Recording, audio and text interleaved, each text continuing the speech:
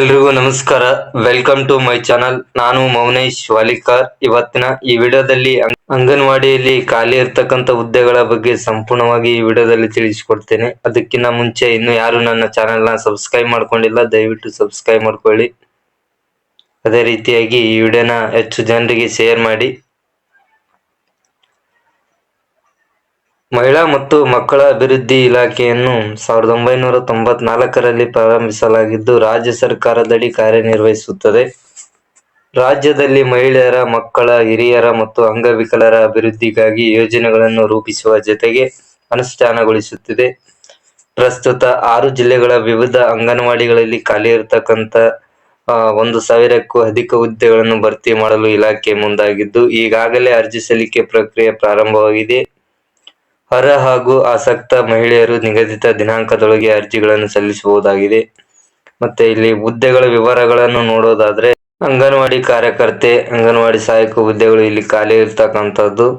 ಜಿಲ್ಲಾವಾರು ಹುದ್ದೆಗಳನ್ನು ನೋಡೋದಾದ್ರೆ ಹಾವೇರಿ ಜಿಲ್ಲೆಯಲ್ಲಿ 152 ಹುದ್ದೆಗಳು ಖಾಲಿ ಇರ್ತಕ್ಕಂಥದ್ದು. ಅದೇ ರೀತಿಯಾಗಿ ತುಮಕೂರು ಜಿಲ್ಲೆಯಲ್ಲಿ 384 ಹುದ್ದೆಗಳು, ಬೀದರ್ನಲ್ಲಿ 96 ಹುದ್ದೆಗಳು, ಬೆಳಗಾವಿ ಮತ್ತು ಬೆಂಗಳೂರಿನಲ್ಲಿ ಅವಶ್ಯವಿದ್ದಷ್ಟು ಹುದ್ದೆಗಳನ್ನು ಖಾಲಿ ಇದಾವೆ.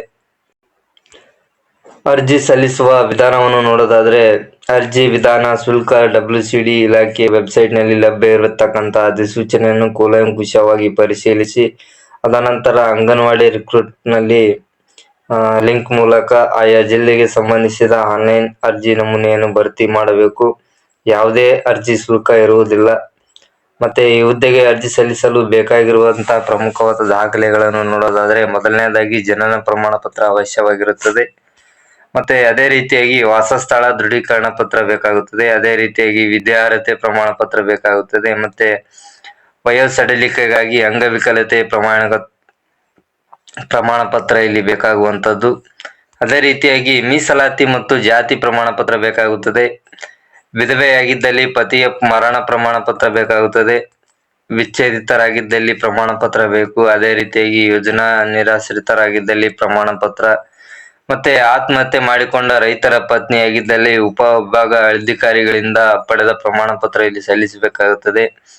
ಮತ್ತೆ ವಯೋಮಿತಿ ಮತ್ತೆ ವೇತನವನ್ನು ನೋಡೋದಾದ್ರೆ ಅರ್ಜಿ ಸಲ್ಲಿಸುವ ಅಭ್ಯರ್ಥಿಗಳಿಗೆ ಕನಿಷ್ಠ 19 ವರ್ಷವಾಗಿರ್ಬೇಕಾಗಿರುತ್ತದೆ. ಮತ್ತೆ ಗರಿಷ್ಠ 35 ವರ್ಷದೊಳಗಿರಬೇಕಾಗುತ್ತದೆ. ಅಂಗವಿಕಲ ಅಭ್ಯರ್ಥಿಗಳಿಗೆ 10 ವರ್ಷ ವಯೋಮಿತಿಯಲ್ಲಿ ಸಡಲಿಕೆಯನ್ನು ಒದಗಿಸಲಾಗಿದೆ. ಅದೇ ರೀತಿಯಾಗಿ ಮಹಿಳಾ ಮತ್ತು ಮಕ್ಕಳ ಕಲ್ಯಾಣ ಇಲಾಖೆಯ ನಿಯಮಗಳ ಅನುಸಾರ ಹುದ್ದೆಗಳಿಗೆ ಅನುಗುಣವಾಗಿ ಮಾಸಿಕ ವೇತನ ಪಾವತಿಸಲಾಗುತ್ತದೆ. ಅದೇ ರೀತಿಯಾಗಿ ಆಯ್ಕೆ ಪ್ರಕ್ರಿಯೆ ಸಲ್ಲಿಕೆಯಾದ ಅರ್ಜಿಗಳನ್ನು ಪರಿಶೀಲಿಸಿದ ನಂತರ ಮೆರಿಟ್ ಲಿಸ್ಟ್ ತಯಾರಿಸಿ ಸಂದರ್ಶನ ಮಾಡುವ ಮೂಲಕ ಅಭ್ಯರ್ಥಿಗಳನ್ನು ಹುದ್ದೆಗೆ ಆಯ್ಕೆ ಮಾಡಲಾಗುತ್ತದೆ. ಮತ್ತೆ 6 ಜಿಲ್ಲೆಗಳಲ್ಲಿ ಹುದ್ದೆಗೆ ಖಾಲಿ ಇರತಕ್ಕಂಥದ್ದು. ಮತ್ತೆ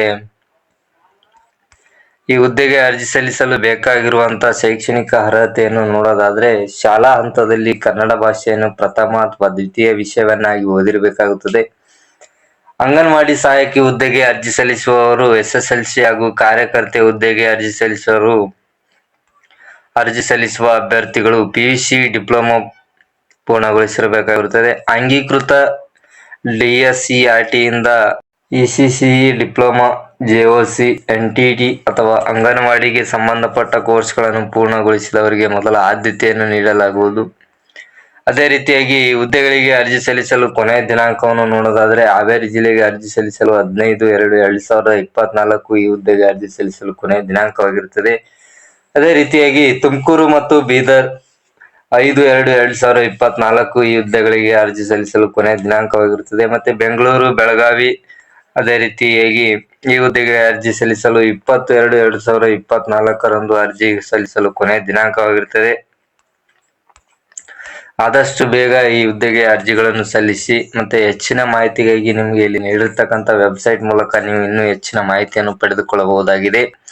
ಇದಿಷ್ಟು ಈ ವಿಡಿಯೋದ ಮಾಹಿತಿ. ಈ ವಿಡಿಯೋದಲ್ಲಿ ಎಲ್ಲದರ ಬಗ್ಗೆ ಸಂಪೂರ್ಣವಾಗಿ ತಿಳಿಸಿಕೊಟ್ಟಿದ್ದೇನೆ. ಈ ವಿಡಿಯೋ ನಿಮಗೆ ಉಪಯೋಗ ಎನಿಸಿದ್ರೆ ದಯವಿಟ್ಟು ಸಬ್ಸ್ಕ್ರೈಬ್ ಮಾಡ್ಕೊಳ್ಳಿ. ಅದೇ ರೀತಿಯಾಗಿ ಕಮೆಂಟ್ ಮಾಡಿ, ಲೈಕ್ ಮಾಡಿ. ಇಷ್ಟ ಆಗಿಲ್ಲ ಅಂದ್ರೆ ಡಿಸ್ಲೈಕ್ ಕೂಡ ಮಾಡಿ. ಈ ವಿಡಿಯೋದಲ್ಲಿ ಎಲ್ಲದರ ಬಗ್ಗೆ ಸಂಪೂರ್ಣವಾಗಿ ತಿಳಿಸಿಕೊಟ್ಟಿದ್ದೇನೆ. ಯಾರು ಈ ಹುದ್ದೆಗೆ ಅರ್ಜಿ ಸಲ್ಲಿಸಲು ಆಸಕ್ತವಾಗಿದ್ದೀರಿ ಅವರು ಈ ಹುದ್ದೆಗಳಿಗೆ ಅರ್ಜಿಗಳನ್ನು ಸಲ್ಲಿಸಿ ಇದರ ಸದುಪಯೋಗವನ್ನು ಪಡೆದುಕೊಳ್ಳಿ. ಇದಿಷ್ಟು ಈ ವಿಡಿಯೋದ ಮಾಹಿತಿ. ಈ ವಿಡಿಯೋ ಇಲ್ಲಿಗೆ ಮುಗಿಸ್ತಾ ಇದ್ದೀನಿ. ಇನ್ನು ಯಾರು ನನ್ನ ಚಾನಲ್ನ ಸಬ್ಸ್ಕ್ರೈಬ್ ಮಾಡ್ಕೊಂಡಿಲ್ಲ, ದಯವಿಟ್ಟು ಸಬ್ಸ್ಕ್ರೈಬ್ ಮಾಡ್ಕೊಳ್ಳಿ. ಅದೇ ರೀತಿಯಾಗಿ ಮತ್ತೊಮ್ಮೆ ಹೇಳ್ತಾ ಇದ್ದೀನಿ, ಲೈಕ್ ಮಾಡಿ, ಶೇರ್ ಮಾಡಿ, ಕಮೆಂಟ್ ಮಾಡಿ. ಇಲ್ಲಿಗೆ ವಿಡಿಯೋ ಮುಗಿಸ್ತಾ ಇದ್ದೀನಿ. ಧನ್ಯವಾದಗಳು.